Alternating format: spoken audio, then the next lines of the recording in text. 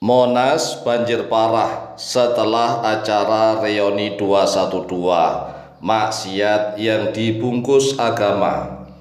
Maksiat yang dibungkus agama jauh lebih berbahaya dan jauh lebih merusak daripada maksiat yang nyata. Karena banyak orang yang tidak tahu dan tidak sadar bahwa sebenarnya perbuatannya tersebut adalah maksiat dan dosa besar. Tetapi para pengikutnya merasa bahwa perbuatannya adalah baik, ibadah, dan berpahala, karena perbuatannya dibungkus dengan topeng agama, dibungkus dengan baju-baju agama. Sehingga banyak sekali orang-orang awam yang tidak tahu dan tidak sadar.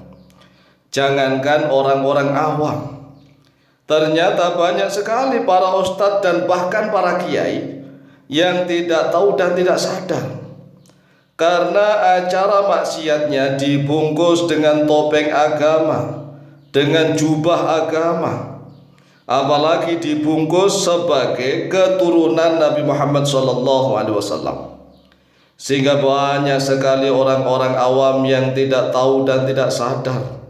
Bahkan banyak sekali para ustadz bahkan kiai yang tidak tahu dan tidak sadar, terjerumus ke dalam kemaksiatan dan dosa besar yang mengundang bencana.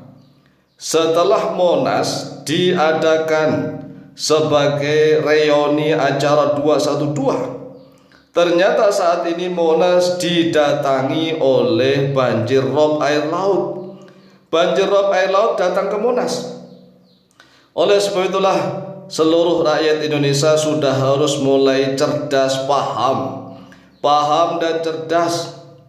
Karena kemaksiatan yang dibungkus oleh baju-baju agama, kemaksiatan yang dipoles dengan dalil-dalil agama, itu jauh lebih berbahaya dan jauh lebih merusak daripada kemaksiatan-kemaksiatan yang nyata. Sedangkan maksiat yang nyata seperti judi, mabuk-mabukan misalnya, zina, mencuri, mencopet, korupsi, merampok, dan segala bentuk maksiat yang nyata adalah maksiat yang memang benar-benar nyata, bisa dirasakan, bisa dilihat, bisa diketahui, sehingga orang-orang awam banyak yang tahu. Orang-orang awam banyak yang paham, orang-orang awam banyak yang sadar, sehingga orang-orang awam bisa dengan mudah menjauhinya. Itu kalau kemaksiatan nyata.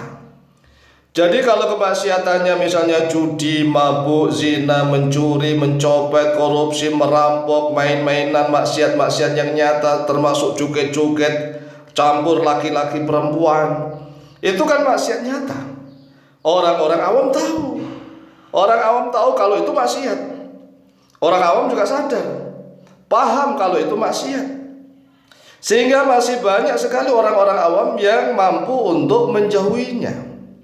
Sedangkan kalau maksiat itu maksiat yang tersembunyi, tetapi dibungkus oleh baju-baju agama, dipoles dengan topeng-topeng agama, maka banyak sekali orang-orang yang keblinger tersesat di dalamnya.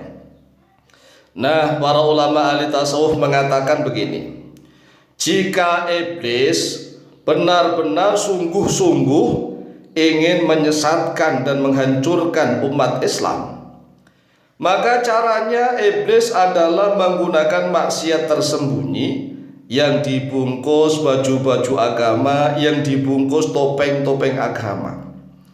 Itulah kalau iblis memang benar-benar sungguh-sungguh ingin menyesatkan dan menghancurkan umat Islam. Nah, kalau iblis masih main-main, belum sungguh-sungguh, ya manusia yang awam-awam akan digoda untuk maksiat-maksiat yang nyata. Misalnya nih, mendekati perjudian, mabuk-mabukan, masih zina, mencuri, mencopet, korupsi, merampok, dan lain sebagainya. Itu sebenarnya iblis belum sungguh-sungguh, belum sungguh-sungguh menyesatkan dan menghancurkan umat Islam. Mengapa? Lah maksiat itu kan sudah nyata. Sudah nyata, hanya saja manusia-manusia yang awam hawa nafsunya belum bisa dikendalikan. Sehingga mudah sekali an-nafsu al-ammarah bisu, nafsu yang perintah pada keburukan ini, masuk terjerumus ke dalam lubang kemaksiatan yang nyata. Tetapi kemaksiatan yang tersembunyi, siapa yang tahu? Apalagi yang menyembunyikan kemaksiatan itu berbaju agama, menggunakan gamis, menggunakan udeng ikat di kepala, sorban di kepala, ridaknya, selendangnya besar-besar, yang diungkapkan dalil-dalil Quran dan hadis. Banyak sekali umat Islam yang tidak sadar, tidak paham, tidak tahu. Hanya orang-orang tertentulah yang diberikan kepahaman oleh Allah Azza wa Jalla. Oleh sebab itulah hati-hati wahai saudaraku kaum muslimin wal muslimat dimanapun berada. Tata niat yang baik, tata niat yang baik, dan niat yang baik dibutuhkan keikhlasan. Keikhlasan dibutuhkan kebenaran. Karena syarat ibadah bisa diterima oleh Allah minimal memenuhi 2 syarat.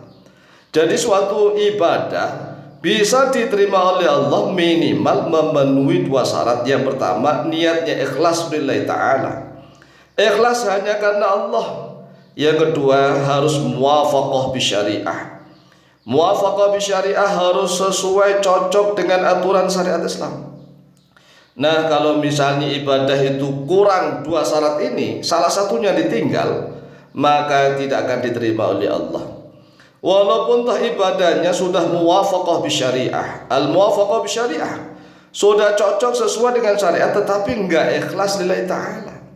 Ada maksud-maksud tersembunyi, seperti ingin diwahkan oleh banyak orang, wah itu jamaahnya banyak sekali membeludak, atau ingin digandeng oleh penguasa sehingga mendapatkan bantuan dana, atau ingin maksud-maksud yang lain dengan tujuan duniawi.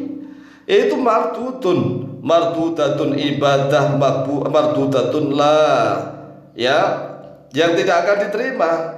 Mardudatun la tuqbalu, yang tidak akan diterima. Oleh sebab itulah mengapa Monas saat ini didatangi banjir rob air laut, ya mungkin ada kaitannya dengan maksiatan-kemaksiatan yang tersembunyi dan sekaligus kemaksiatan-kemaksiatan nyata yang dilakukan oleh para penguasa. Para penguasa hanya maksiat, dan ternyata orang yang pakai baju agama pun maksiat. Semoga Indonesia menjadi baldatun thayyibatun wa rabbun ghafur. Amin amin Allahumma amin.